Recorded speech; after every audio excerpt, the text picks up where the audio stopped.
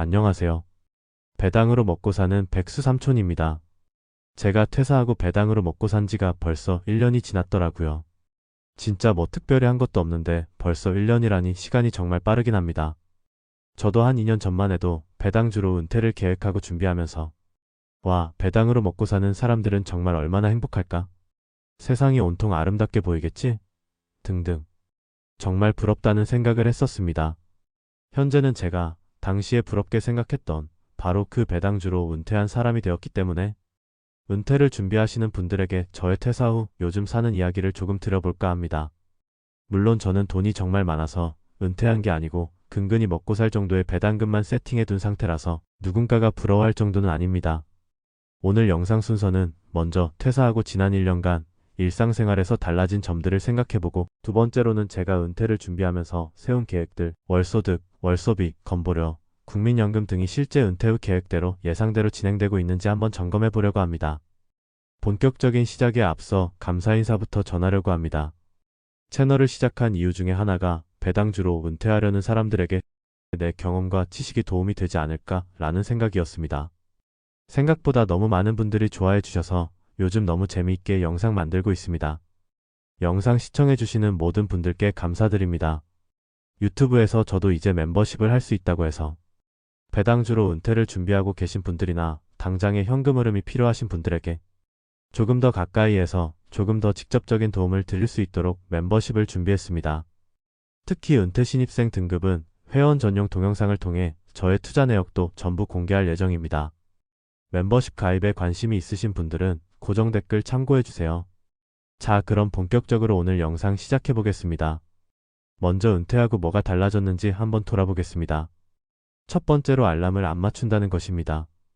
여러분 핸드폰 화면 상단에 이 표시 아시죠? 지금 이 표시 있는지 한번 확인해보세요. 제가 얼마 전 다음날 아침 9시에 볼 일이 좀 있었습니다. 근데 살짝 늦잠 자면 늦을 것 같아서 8시로 알람을 맞췄습니다. 근데 생각해보니 알람을 정말 너무 오랜만에 맞추는 것 같더라고요. 저도 회사 다닐 때는, 아니지 학교 다닐 때부터 알람 없이 지낸 적이 없었던 것 같습니다.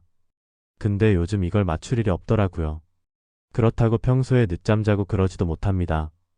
제가 80년생, 지금 40대 중반인데 벌써부터 아침잠이 없어져서 보통 7시 정도면 자동으로 눈이 떠집니다. 가끔 진짜 오래 자면 8시에서 9시 사이에 깨고요. 다음은 여유로운 일상, 외출 시 쾌적함? 이랄까요? 평일 낮에 움직이면 확실히 어딜 가도 사람이 많지 않고 쾌적하더라고요. 식당을 가도 확실히 평일 점심은 덜 복잡하더라고요. 심지어 런치 메뉴 있는 곳들은 정말 너무너무 좋습니다. 저녁에 먹으면 훨씬 비싼 메뉴들을 심지어 세트로 묶어서 더 저렴하게 파는 곳들이 있거든요. 가격도 싸고 식당도 붐비지 않으니 훨씬 더 맛있게 즐길 수 있는 것 같습니다. 동사무소나 은행, 병원 같은 곳도 훨씬 더 여유롭게 다니는 것 같습니다. 근데 이건 좀 이상하긴 합니다. 이런 곳들은 회사 다닐 때도 다 외출이던 연차던 쓰고 평일에 다녔던 곳들인데 그땐 마음이 급해서 여유가 없어서 그렇게 못 느꼈을까요? 그리고 요즘 건강에 대한 관심이 매우 높아졌습니다. 저도 40대 중반이니 건강에 신경 쓸 나이이긴 한데 퇴사하고 시간이 많아지고 신경 쓸 일이 거의 없다 보니 자연스럽게 건강에 관심이 늘어나는 것 같습니다. 즐겨 먹던 배달 음식을 정말 많이 줄였고 대부분 집에서 간단한 요리를 직접 해서 먹습니다. 재료나 레시피도 나름 이것저것 찾아보며 공부해서 건강에 좋은 방향으로 먹으려고 노력하고 있습니다. 그리고 요즘엔 운동도 조금씩 늘려가고 있습니다. 저는 평생 운동과는 거리가 좀 먼 사람이었는데요. 퇴사하고 조금씩 산책을 다니기 시작했고 올해 초부터는 근력 운동을 시작했고 최근엔 러닝도 시작했습니다. 제가 여태까지 별다른 질병 없이 건강하게 살아오긴 했는데 얼마 전부터 검진하면 고혈압이랑 고지혈증이 나오더라고요. 약 먹기 직전에 약간 주의 수준? 뭔지 아시죠? 운동과 식생활 변화로 혹시 다음 검진 때 이 수치들이 좋아지지 않을까 기대하고 있습니다. 그 다음 아무것도 안 해도 시간은 잘 간다 입니다. 자꾸 백수한테 전화해서 요즘 뭐해? 이런 거 좀 물어보지 마세요. 할 말 없으니까요. 저도 제가 요즘 뭐 하는지 잘 모르겠습니다. 말 나온 김에 요즘 제가 뭐 하는지 한번 정리해 보겠습니다. 일단 아침에 일어나서는 어젯밤 미국 증시 한번 봐야겠죠? 주요 지수, 보유 종목들 주가 확인해보고 전날 특이사항이나 이슈들 있는지 간단히 체크해봅니다. 그러고 나면 간단한 간식이랑 커피 한 잔 마시면서 멍 때리거나 유튜브나 OTT 보면서 놉니다. 날씨 좋으면 오전에 산책이나 러닝 나갈 때도 있고요. 점심 간단히 요리해서 먹고 설거지하고 조금 소화시키고 운동도 하고요. 유튜브 영상 만들거나 게임을 할 때도 있습니다. 집에 있는 시간이 많다 보니 청소, 빨래도 많이 하게 되는 것 같습니다. 설거지는 말할 것도 없고요. 저녁 되면 또 저녁 준비하고 먹고 설거지하고. 제가 운동신경이 없어서 운동은 잘 못하는데 보는 건 엄청 좋아합니다. 야구, 배구, 농구 시즌 따라 집에 있는 날은 무조건 봅니다. 저녁 시간엔 스포츠 중계 보고 중계 끝나면 좋아하는 스타, 배그 방송 보다가 졸리면 잡니다. 퇴사 준비하면서 이런 글들도 많이 봤었습니다. 은퇴하고 좀 있으면 노는 것도 재미없고 심심해서 다시 일자리 구한다더라.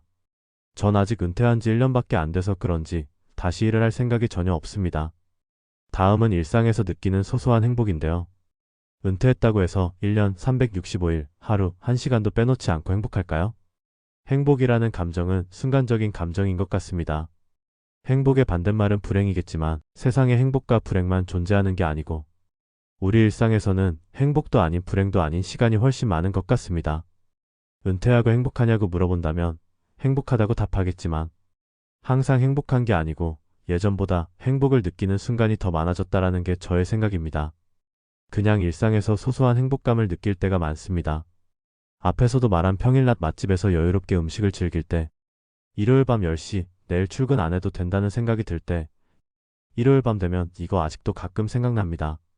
날씨 좋은 날 공원에서 시원한 바람을 맞으며 산책하고 런닝할 때, 처음으로 콩나물 무침을 했는데 먹을만 했을 때, 어떻게 생각하면 은퇴해서라기보다는 마음의 여유가 생겨서 이런 소소한 행복을 느끼는 것 같습니다. 마지막으로 스트레스가 거의 없다는 점입니다. 제가 남들보다 조금 일찍 퇴사했던 이유는 결국 스트레스였습니다. 회사 다니며 이런저런 이유들로 스트레스를 많이 받고 이 스트레스로 내 수명이 깎이는 기분이었기 때문입니다. 그런데 요 며칠 지난 1년을 돌아보니 스트레스를 받았던 기억이 거의 없습니다. 물론 사람이 살면서 스트레스가 아예 없을 수는 없을 겁니다.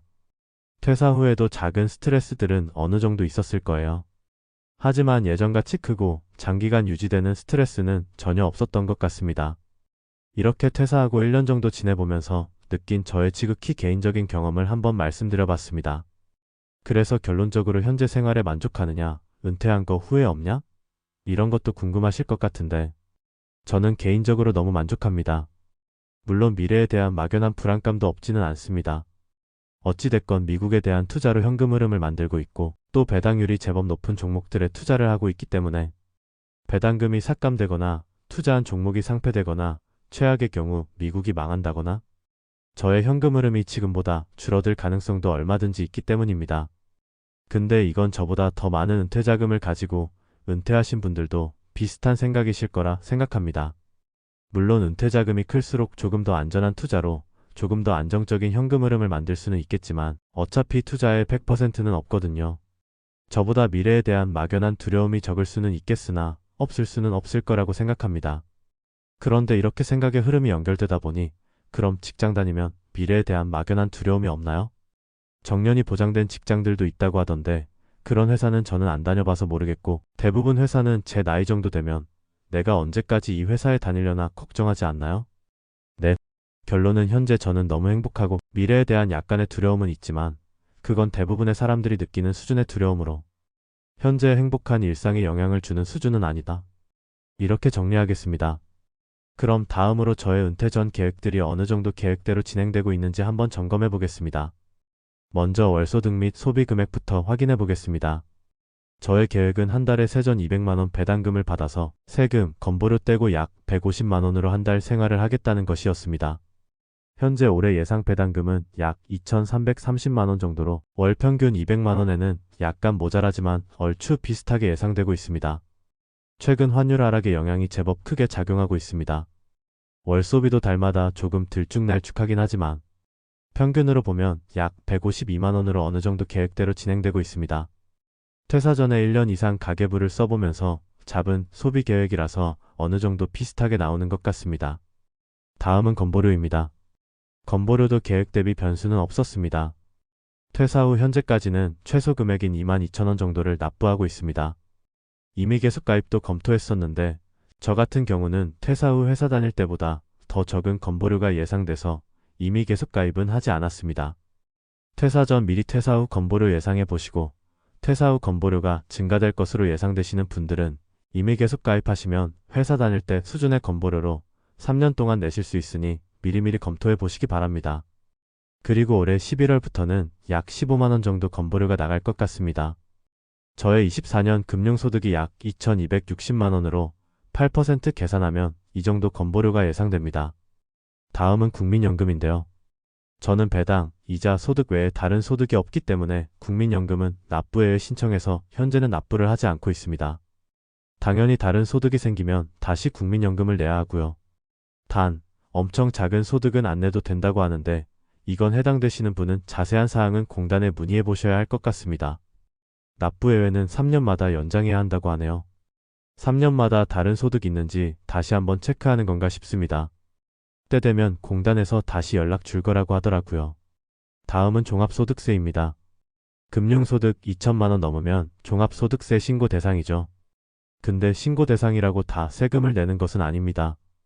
다른 소득이 없으면 금융소득 약 8천만원까지는 추가 세금이 없습니다. 저도 24년 소득에 대해 올해 처음으로 신고를 해봤습니다.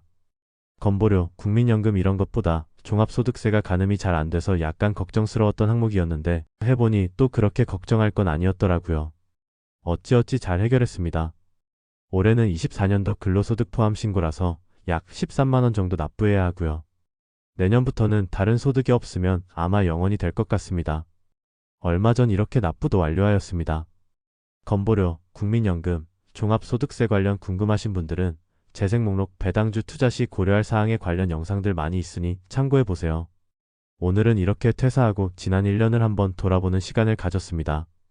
앞으로 1년도 어떨지 궁금하고 기대됩니다. 퇴사하고 지난 1년간 해외여행을 한 번도 못 가서 올해는 한번 나가야지 생각하고 있는데 어떨지 모르겠네요. 여행은 시간이 너무 많아도 못 가는 것 같습니다. 딱 정해진 시간이 있어야 열심히 알아보고 예매하고 그러는데 아무 때나 맘만 먹으면 떠날 수 있으니 그 아무 때가 오지를 않네요. 오늘도 영상 시청해주셔서 감사합니다. 행복한 하루 보내세요.